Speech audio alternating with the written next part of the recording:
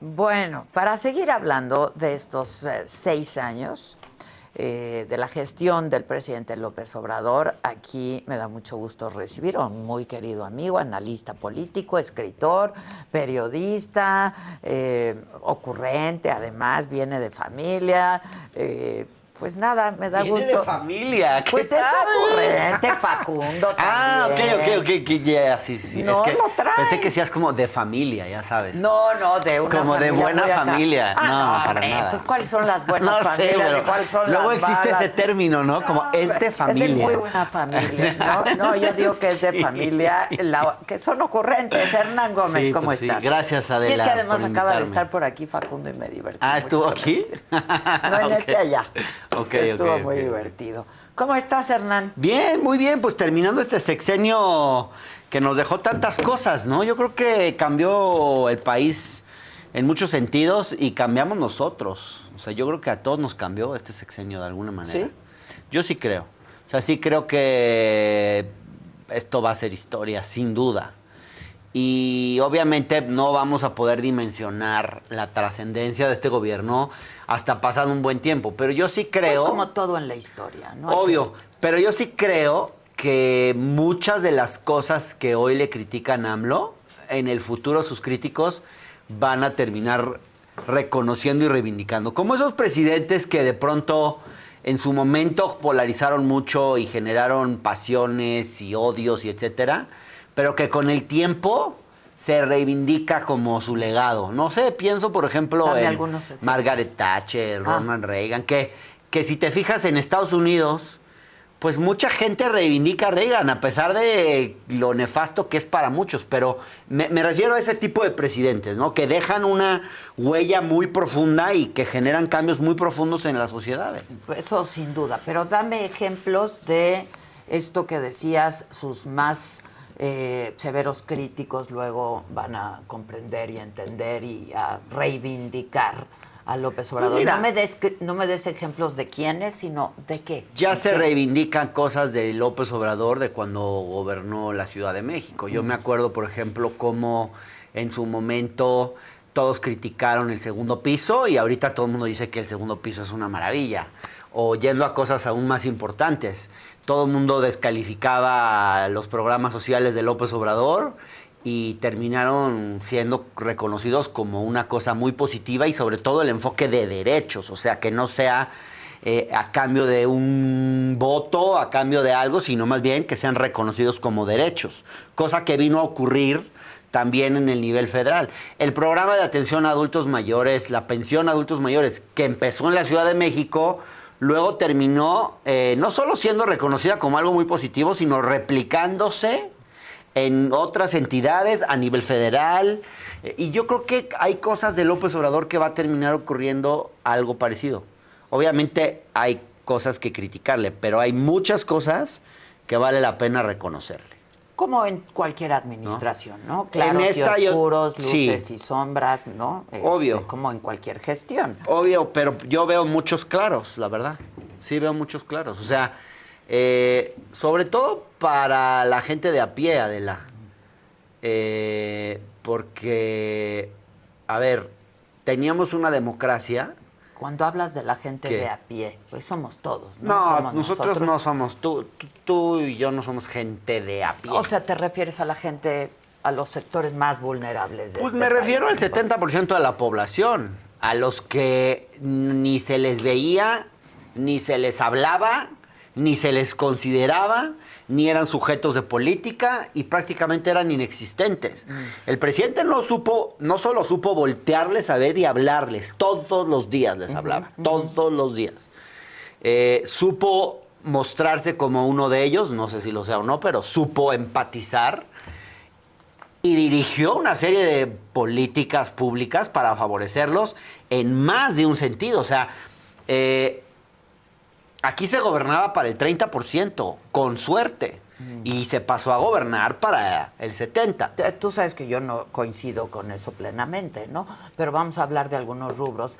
a propósito de este sector, los sectores más vulnerables. En términos de educación no les fue mejor, en términos de salud no les ha ido mejor, en términos de seguridad y de violencia no les fue mejor, ¿no?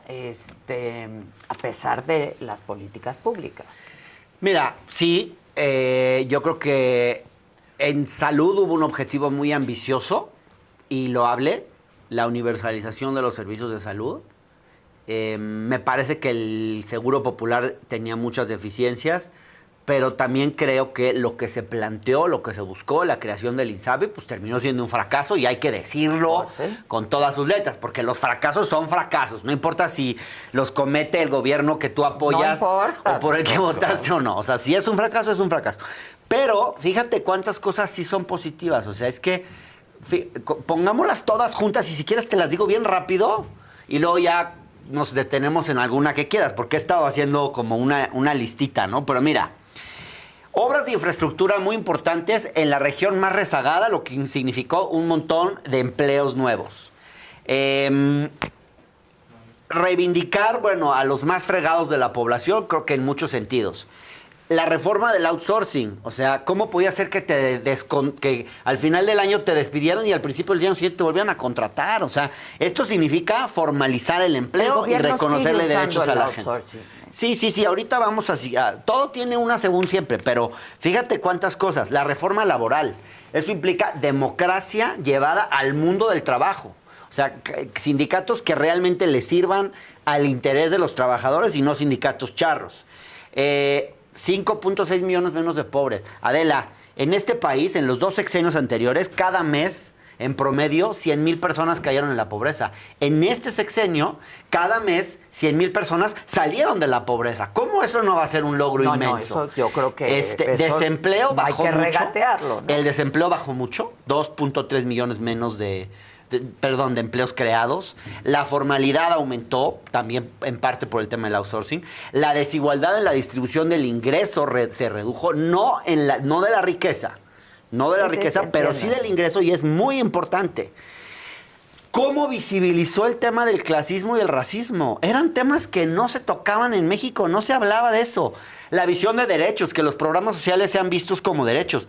El aumento al salario mínimo, casi se duplicó el salario mínimo. Y eso además impacta en la estructura salarial. O sea, perdón, pero pasar a ganar el doble de salario mínimo en términos reales es muy importante. Está bien, no son la mayoría los que ganan el salario mínimo, pero sí son al menos unos 3 millones de personas. Eso fue importantísimo. Más importante incluso que los programas sociales, aunque se diga otra cosa. Los ninis dejaron de ser ninis y pasaron a ser jóvenes construyendo el futuro. Digamos, sí hay una diferencia, ¿no? De que te digan nini a que te digan joven construyendo el futuro. Sí, pero o sea, no fue un término tampoco que se acuñó en este país, ¿eh? ¿El de ninis? Sí. Pues lo inventó el ex rector de la UNAM. Sí, no fue un invento de él. Así se llamaba a estos jóvenes en el mundo. Está bien, no importa tanto quién lo inventó. Lo que importa es cómo nos referíamos a ellos. Fíjate lo despectivo y lo grueso, que además es falso, porque todo el mundo trabaja de alguna u otra manera. No tiene es decirte que eres una basura. No estoy de acuerdo. Ni estudia ni trabaja, es un haragán. Es alguien que está echado a la flojera y que no hace ningún esfuerzo por salir adelante. Eso es la implicación. Imagínate de eso a crear un programa para 3 millones casi y llamarle Jóvenes Construyendo el Futuro. O sea, no solo es un cambio discursivo, sino un cambio real, palpable. O sea, la gente más fregada en este país hoy tiene mucho más dinero en sus bolsillos. Entonces, todo eso, claro, desde los sectores acomodados dicen, ay, les sueltan dinerito, ay, les dan ahí sus ayuditas. No es cierto. Para la gente que vive en la carencia y que llega con dificultades a fin de mes, todo eso cambió sus vidas. Sin duda. Radicalmente. Sin duda. Entonces, y sí, obvio, o sea, yo te diría también que hay una reivindicación de lo popular mucho más fuerte que antes. O sea, hoy Viri Ríos escribe, por ejemplo, cómo los clivajes que antes eran izquierda-derecha ahora pasaron a ser más bien élite versus pueblo. Y la gente entendió mucho mejor esto, porque la discusión izquierda-derecha pues es muy ideológica, muy intangible, muy de gente metida en los libros y en cuestiones teóricas. Pero hablarle a la gente de la élite versus el pueblo, pues eso le funcionó muy bien a López Obrador. Sin duda. Y yo sí creo que es un gobierno como transformador en más de un sentido. ¿Y sabes qué también es interesante?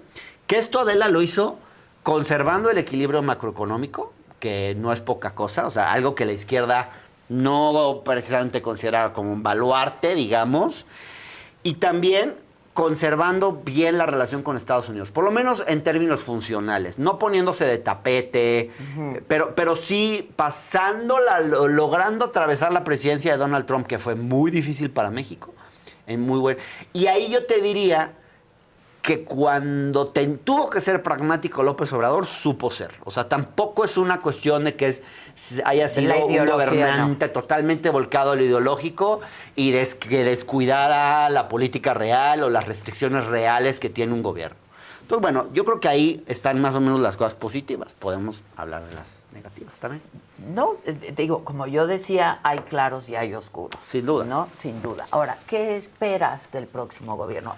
Lo negativo me parece, lo más negativo es que pues difícilmente alguien se puede ir feliz cuando deja 200,000 muertos, desapariciones, ¿no? Obvio. Y lugares en el país muy convulsos, muy complejos, muy complicados, ¿no? Sin duda. Yo creo que el tema de la seguridad es el gran problema de este gobierno. Me parece que a mí no me gusta la militarización, pero sobre todo no me gusta la militarización en tantos ámbitos de la vida nacional. O sea, sí creo, la verdad, para serte muy sincero, que cualquiera que en este momento gobernara el país, fuese de izquierda, de derecha, PAN, PRI, PRD, quien fuese, tendría que echar mano a los militares y hubiera hecho algo parecido a lo que hizo la reforma que hizo López Obrador en ese sentido. O sea, no, con eso no quiero decir que me guste ni que esté bien, pero sí creo que la parte pues, de la militarización, lo que más me preocupa no es que echen mano de ellos en la seguridad pública, sino que echen mano de ellos para todo. Porque ese poder que les han dado, a mí sí me preocupa. Porque ¿quién se los va a quitar? ¿Cómo se los van a quitar?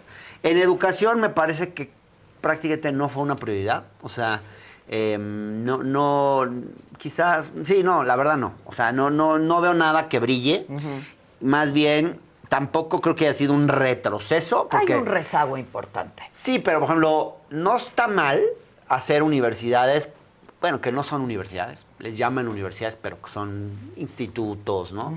Para que lleguen a los rincones más alejados del país y que la gente tenga oportunidades de educarse. Con todo y que la educación que se imparte no sea de la mejor calidad y todo lo que tú quieras, simbólicamente es importante y es mejor que nada. O sea, yo te diría eso. Pero en educación es poco.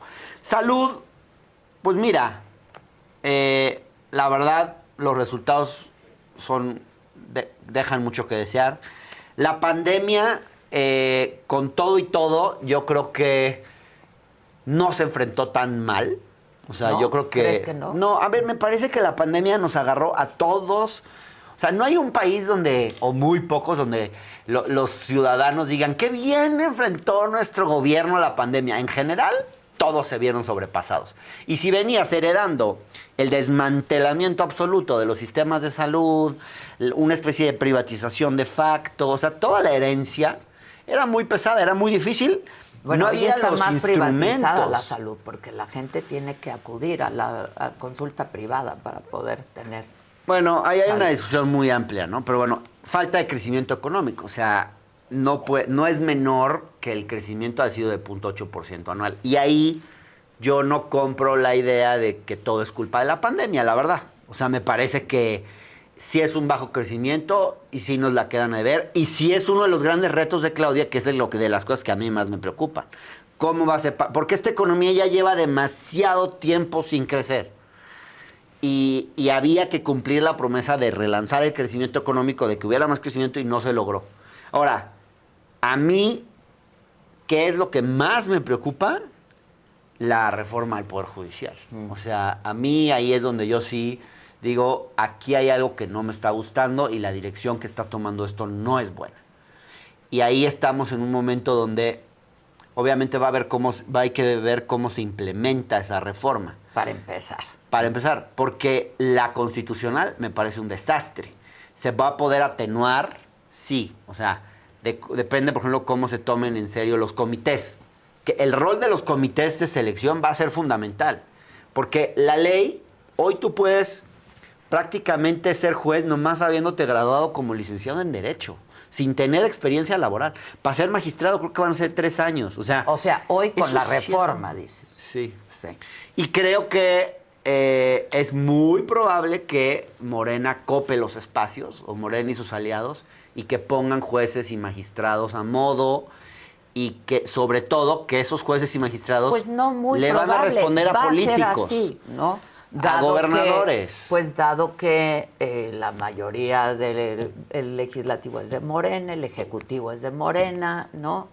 Pues así va a ser. Hay que ver cómo actúan los comités, si seleccionan gente, perfiles no partidistas, pero el riesgo es altísimo. Pues se antoja y a mí como me parece poco probable, ¿no? Y me parece contraproducente porque, fíjate, están pensando en que el Poder Judicial es un freno para la transformación, pero en realidad también va a estar tan sujeto al poder político que eso en algún momento les puede revertir a ellos mismos.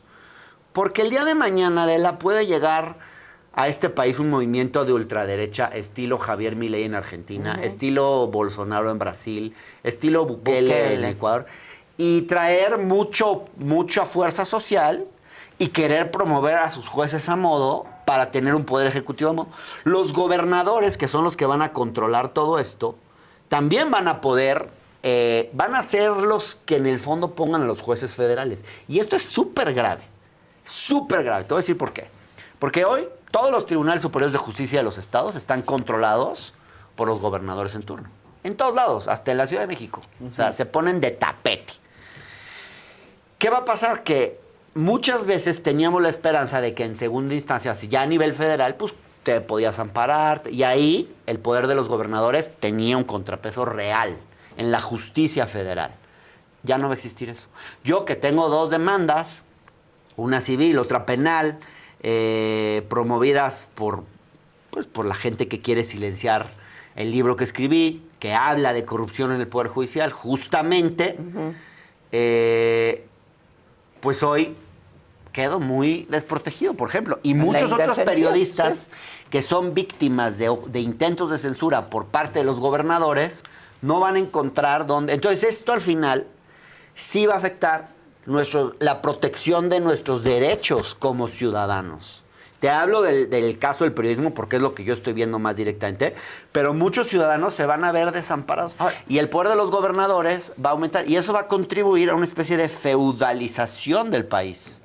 Eso me preocupa mucho a mí. Y la desaparición de los organismos autónomos, por ejemplo. Sí, pues yo te diría que esa parte, diría caso por caso, me diría, ¿no? Que es la Hay unos es la que creo que sí pueden viene, desaparecer. ¿no? Otros que se deben reformar.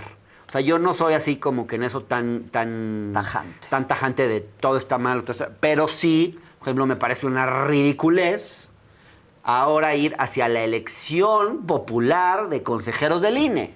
Ya es como llevar la demagogia a su máxima expresión y a niveles de ridículo. A mí eso, por ejemplo, me parecería gravísimo. O sea, ya tocar el INE en ese sentido me parecería muy grave. Yo creo que hay que conservar órganos autónomos como la CNDH, por ejemplo, que la autonomía de la CNDH se vio muy mermada. Muy mermada. Y sí necesitamos una CNDH que funcione. Todos los países tienen un ombudsman, ¿no? El INAI, yo te diría, el INAI, pues sí, pero no creo que necesiten ganar los sueldos que ganan, no creo que necesiten pasársela de viaje los consejeros. Es escandaloso eso. O sea, ellos, con esa conducta de aferrarse a esos privilegios, también han contribuido a que hoy se quiera desaparecer el instituto y se crea que no sirve para nada. Yo sí creo que sirva. Como periodista, pues ¿cuántas veces no hemos hecho peticiones de transparencia? O sea, el INAI es útil. Claro que es muy útil. Es muy útil, es muy útil. Y la protección de nuestros datos personales, ¿no? Hay muchas cosas que el INAI hace que sí son útiles, pero hay que reformarlo. No puede seguir siendo todo es perfectible, esa estructura ¿no? faraónica. Yo creo que todo es perfectible, sin duda. Ahora, ¿qué esperas de la próxima administración?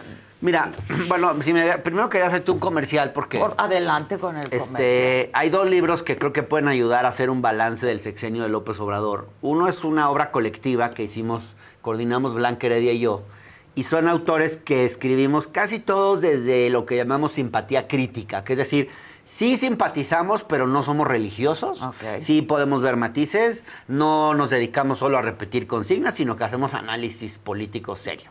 Este libro, la verdad, lo digo sin falsa modestia, creo que logramos conjuntar una serie de voces muy interesantes que permiten hacer un balance como muy bien ponderado del sexenio. Y lo escribí, me lo eché yo solito en el segundo año, que para mí no cubre todo el sexenio, pero también creo que puede ser útil al análisis. Y acaba de salir que ya no es mío, que es de Jorge Cepeda, pero que aprovecho porque lo he estado leyendo, lo estuve viendo el fin de semana, y es un libro muy bonito. Y es la vida de Claudia, ¿no? Sí, es un poco la vida. Es una biografía de Claudia, sí, que la verdad es la mejor biografía que se ha hecho hasta ahora, pero además te voy a decir algo.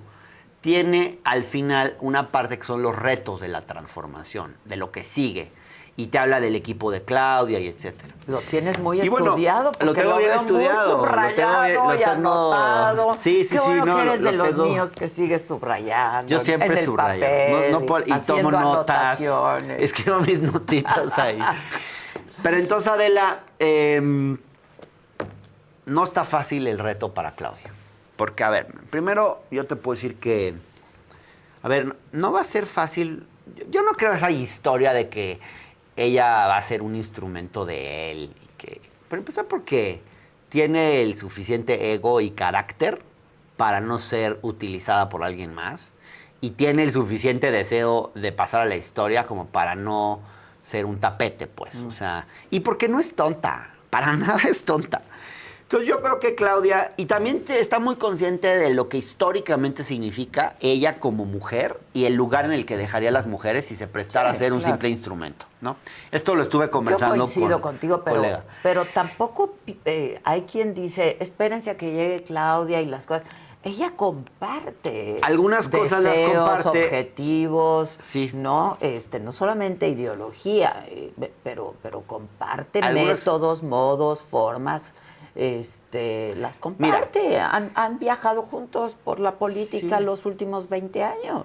Yo creo que ella se va a debatir en un equilibrio muy complicado porque López Obrador a López Obrador le está costando dejar el poder. Va a ser un proceso, no va a ser de un día para otro. O sea, sí va a seguir, yo creo que influyendo de alguna manera y gradualmente eso va a ir. Se va a ir aclimatando. Porque él siente que tiene que tutelarla, en cierta manera, como cuidar de ella, ¿no? Y también porque de alguna manera López Obrador, pues te ha de costar dejar el poder después de toda tu vida dedicado a eso, ¿no? A la movilización social, a la política. Pues no está tan fácil de repente irte a tu rancho o a la chingada y de repente ya dedicarte a escribir, ¿no? No es tan fácil. Y bueno, y creo que Claudia también se debate, y esto lo explica bien Cepeda en este libro, entre la necesidad de conservar la base social obradorista, porque es importante para la gobernabilidad. Se debate entre eso y la necesidad también de dar un cierto giro al centro, porque necesitas también crear riqueza y necesitas también contentar un poquito a las élites que han estado como muy enfrentadas al gobierno anterior. Y si tú quieres que la economía crezca, y lo dice él muy claro en este libro, pues perdón, pero el 75% del PIB de este país lo genera el sector privado. Entonces, te guste o no, tienes que estar bien con el sector privado. Bueno, tienes que crear condiciones para que la riqueza se reproduzca. Estuvo bien con el sector privado. Pues yo te diría que esa más es la o menos verdad de las cosas, ¿no? Con cierto sector privado, yo te diría que sí, con cierto sector privado no, es como más complejo, ¿no? Que estar solo bien o solo mal. Pero Claudia necesita, pero sí hay que hacer como un poquito de operación cicatriz, hay que darle condiciones. Y también lo cierto es que aquí, pues se sacaron recursos, o sea, se pudieron sacar muchos recursos, un poquito de cobrarle impuestos a los que no pagaban, sin hacer reforma fiscal, ajustarse el cinturón, mucho, y de ahí alcanzó Pero ahorita yo creo que eso ya no va a alcanzar, porque el esfuerzo fiscal que podías hacer ya no te da para mucho más. Y cuánto más te podrías apretar el cinturón y más austeridad. Entonces, pues yo creo que sí va a hacer falta la reforma fiscal. Sí, o sea, siguen diciendo que no, pero en algún momento se lo preguntaron a Claudia y dijo, por ahora no, pero no cerró la posibilidad. Ya. A mí eso me parece esperanzador, porque no está cerrando la posibilidad de una reforma fiscal. Los retos van a ser enormes, o sea, yo creo... Y la expectativa, ¿eh? La expectativa, pero ¿sabes qué también? La presidenta más votada. Más ¿no? votada, pero no tiene la misma conexión con la gente como para que su sola presencia apacigüe los conflictos. Eso no lo iba a tener nadie después de López Obrador. Pero ¿sabes qué me preocupa? Aquí es de resultados, de Sin duda. eficacia, de eficiencia. No lo iba a tener No. nadie. López Obrador es único Obvio, en ese sentido. obvio. Cómo lograba distraer la conversación, hacer que dejáramos de hablar del problema del día para inventar otro problema. Habría frentes de conflicto y muchas permanentemente. veces de pura ocurrencia, ¿no? Sí, y el solo origen social de López Obrador era un baluarte enorme. O sea, Claudia va a tener que dar muchos mejores resultados en políticas y en cuestiones concretas, cosa que le va a venir muy bien al país.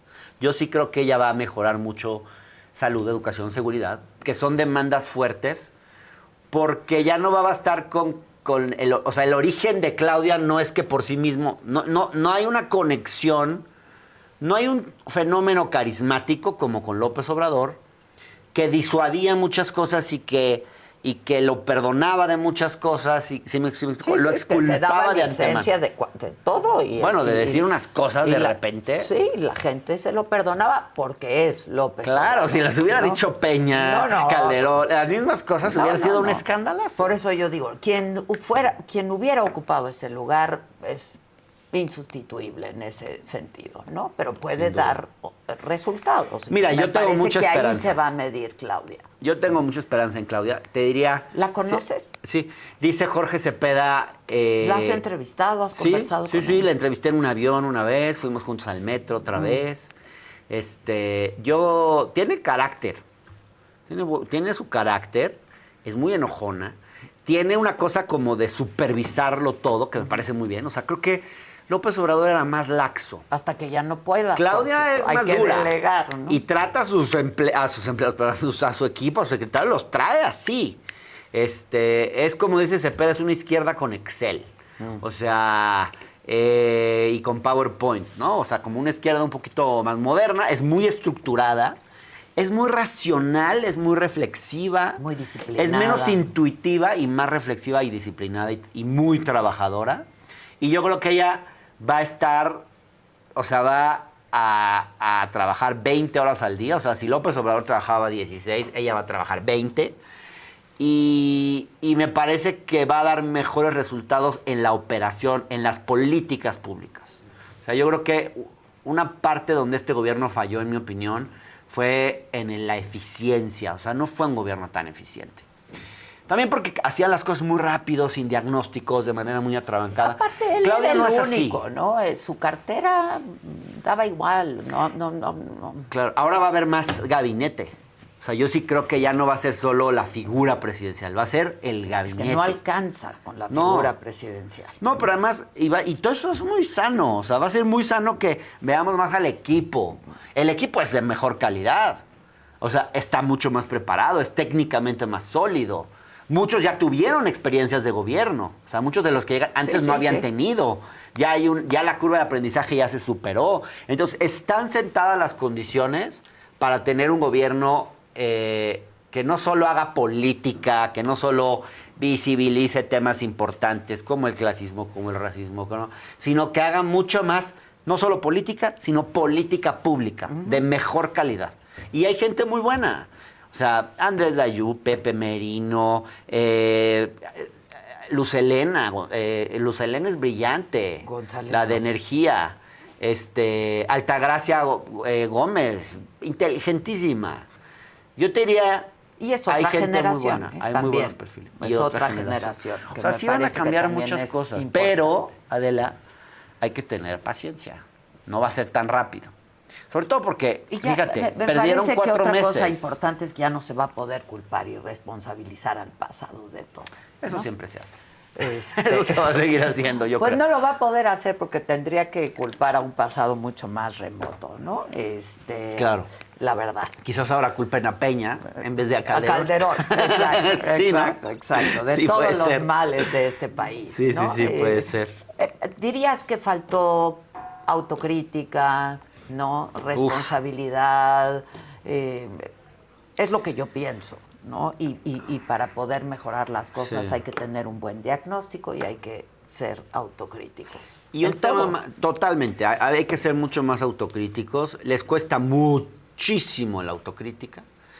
Hay un fenómeno que a mí me preocupa mucho. Les duele. Yo me doy cuenta, por ejemplo, que yo estoy seguro que en la 4T te prefieren a ti que a mí. ¿Por Que qué? prefieren a Loret que a mí, que prefieren a Larraqui que a mí. No creo. Claro, porque yo soy mucho más... Gente como yo es más peligrosa para los fundamentalistas, porque no... Porque perteneces a ellos, La crítica pero haces interna crítica. les duele más. Está grueso, o sea... Eres traidor. Ajá. Eso es muy fuerte, o sea, hay esa idea súper fundamentalista que o simpatizas o no simpatizas. ¿Estás de este lado o estás de este otro? No me vengas con medias tintas. No me vengas con indefiniciones. Sobre todo, bueno, las redes. Hombre. O sea, el hate que yo tengo en las redes, Pero Adela, eso es mucho de la derecha y de la 4T más de izquierda. Pero más eso es fundamentalista. mucho por el presidente López, el todavía presidente López Obrador lo dijo, ¿estás conmigo o estás contra mí? Es Sí, así, pero ¿no? hay toda una base social que está en esa lógica. Ahora, yo creo, Morena, vamos a hablar de Morena. Morena va a ser más morena que antes, ¿no? Más morena que antes. Pues vemos ahora como dirigente, ¿no? A Luisa María Alcalde, que es muy morenista, no viene de otro lado, ¿no? Es morenista. Y me parece que se están rodeando de esta gente que por su generación, por su edad, por su experiencia es más morena que muchos de los que están hoy, ¿no? Que vienen de otros partidos, aunque pues se purifiquen una vez que pasan a Morena, etcétera. Pues no sé qué sea ser más morena o menos morena, porque Pues en Morena naces yo de ya he Morena, visto de ¿no? todo, Adela. Que nacen en Morena. Ya, quizás te refieres a los sectores como más ideológicos, más Pues ideologizados. nacen en Morena, a eso Sí. me refiero. Sí, aunque si vemos quién fue el presidente de Morena en los últimos años, pues es un político pragmático.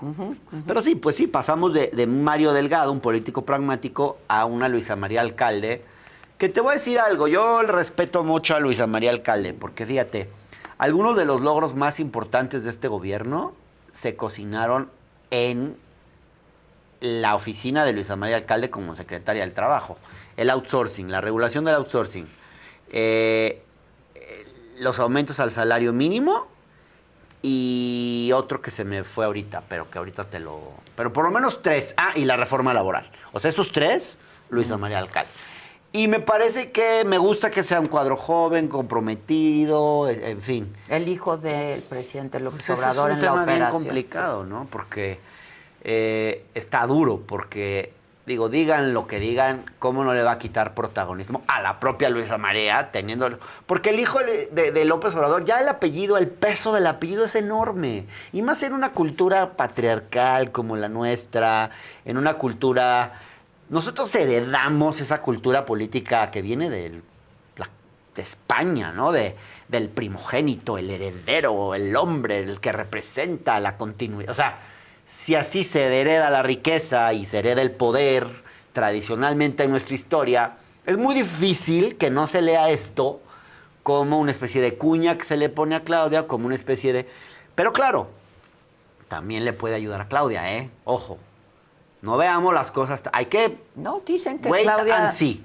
Wait and see, ¿no? O sea, hay que ver porque también le puede ayudar a Claudia a no pelearse con la base social obradorista, a que si ciertas políticas que va a tener que impulsar van más hacia el centro y generan algún tipo de escepticismo o resistencia en la base social de la 4T, pues Andy va a poder ser como el vehículo para... Y también, esto lo dice Cepeda por ahí en un artículo, podrá ser un vehículo de comunicación entre Claudia y Andy. Y Andrés Manuel, perdón. O sea, Andy podría ser ese vehículo. Pero bueno, hay que verlo porque también ha sido un perfil muy cuestionado en medios de comunicación y va a aumentar eso. Es una decisión muy pragmática también, ¿no? Va a operar. Sí, va. ¿Qué es lo que venía haciendo? Mucho. Ya lo hacía. O sea, sí, también. Por eso, es lo que venía haciendo. Hacía, de ahora facto, lo va a hacer con un puesto. Ahora lo va a hacer. Que te voy a decir algo. Que no es cosa menor. No, y te voy a decir algo. El puesto, de pronto, también te limita. Y lo hace vulnerable. No es lo. Lo hace vulnerable. Dos, te ponen los reflectores y te vuelve un sujeto de mucha más crítica. Ya no eres el hijo de López Obrador. No, sí eres. No, pero en el sentido de, pues ahora tendrá que. O sea, es un sujeto público. Exacto. Y entonces significa que ya, claro, ya no puedes operar con la misma soltura. Ya no puedes moverte en cualquier lugar. Ya todo va a ser mucho más. Entonces, de pronto, el hecho de que tenga un puesto, entre eso, que tenga un puesto, a que ande operando en 1500 cosas sin un puesto, pues de pronto puede ser mejor que le den el puesto.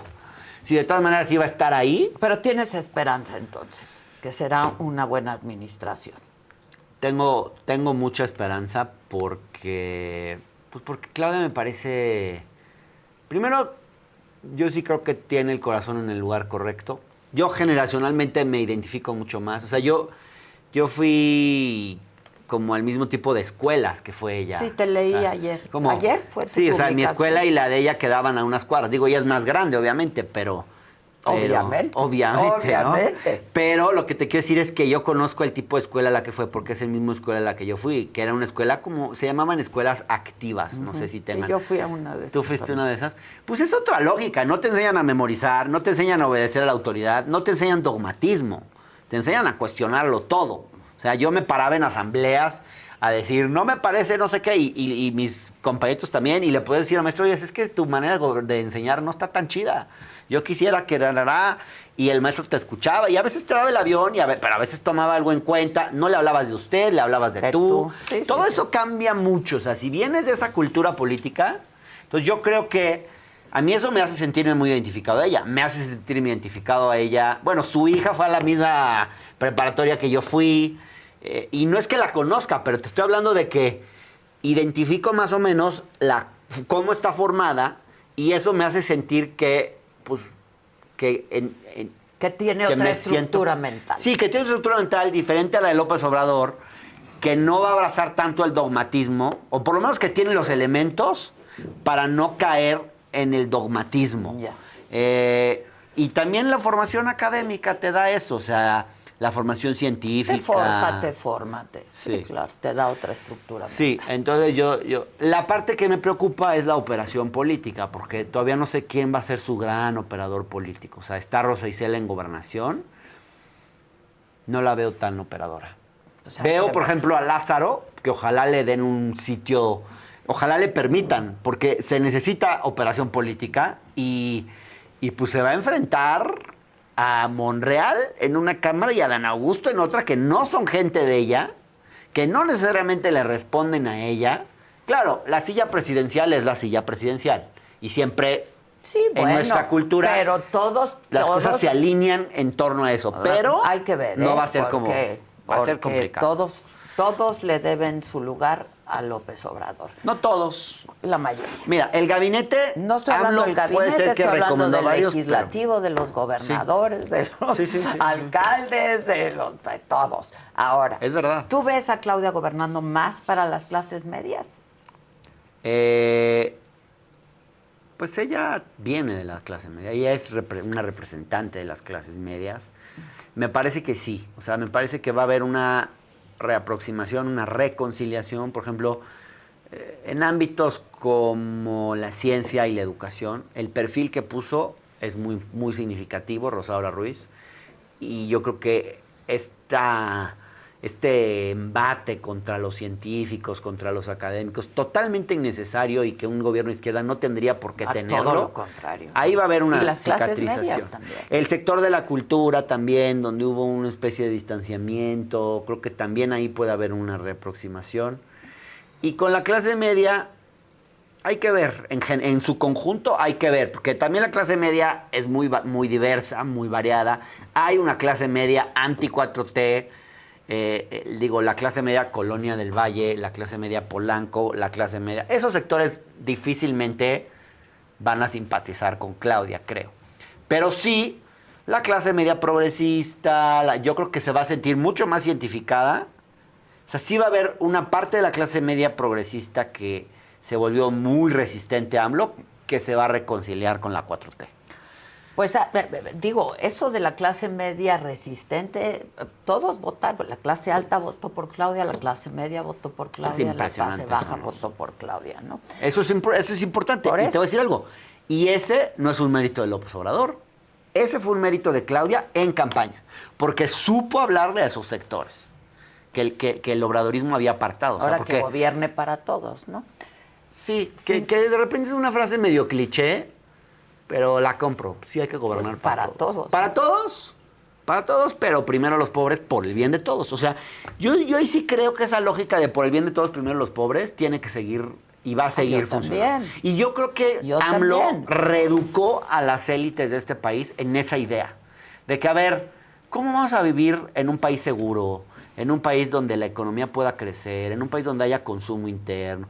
Si tenemos a gente que no le alcanza para lo más básico. O sea, combatir la pobreza nos beneficia a todos para vivir en un país mejor, o sea, y entonces esa idea de AMLO yo creo que ojalá llegue para quedarse y esté ahí por mucho tiempo, porque sí creo que López Obrador nos reeducó a todos en eso. O sea, teníamos una idea muy... Por lo menos de pensamiento, que las formas y los... Aquí se creía que el salario mínimo era inflacionario y que si subías el salario mínimo iba a subir la inflación. ¿Cómo alguien puede, en su sano juicio, salir a decir eso públicamente? Y muchos creían eso.